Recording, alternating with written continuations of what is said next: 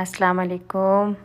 څنګه یال فريندز دا وګورم کرے السلام علیکم ګراني مینوالو زه فیضان ملکستاني یو ځل بیا حاضر یم دوستانو تاسو د ورکوټي شان کلیپ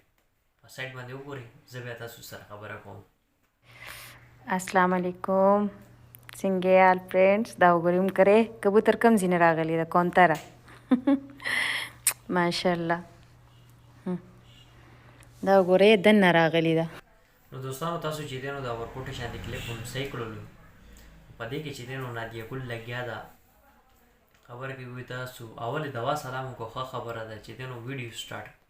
سټیم چې انسان سٹارټ کینو اول دوا سلام کول پکار دی ضروری ده ولې موږ مسلمانان یو دویمه خبره ده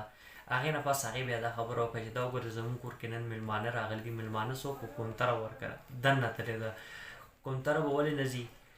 دا غي د کور دی ساتلی دي نو چې کوم کور کې کونتري نو بیا خامخا دنه کمرې ته خو بزي کمرې ته خو خیر نه ده تلې حال کې چې دنه دنه حال ته تلې و نو ورته روټي چې هغه خوري لګیا نو ډیره ښه خبره ده چې دنه دا چیلنج پرېندي دا ساتل پکار دی کور کې نو حلال جانور دغه دی حلال شی دی حلال مال دی پرنده ده نو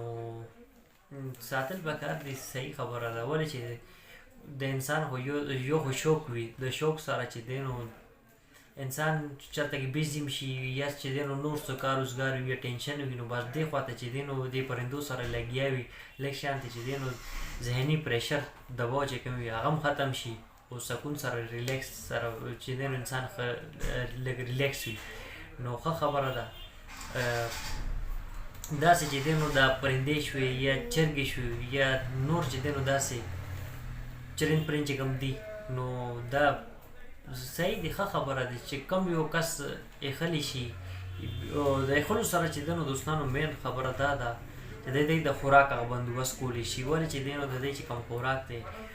نو چې بازار نه وروړل بیا ټایم سره چې دینو اوبه خوراک او بیا د دې چې دینو دا دوایانې شوي چې څه ټایم بیماري راځي نو هغه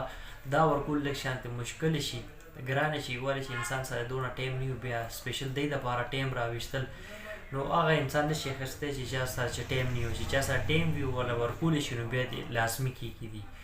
نو بس دوستانو زما دا میسیج دا پیغام مو ما له خپل دوستانو سره شیر کوم که ویډیو کې مانه څه غلطي شوي وي نو زه بخښنه غواړم انشاءالله ډېر زه تاسو سره یو نوي ویډیو کې به ملاقات کېږي د خپل ځان ډېر ډېر خیال ساتئ د الله په امان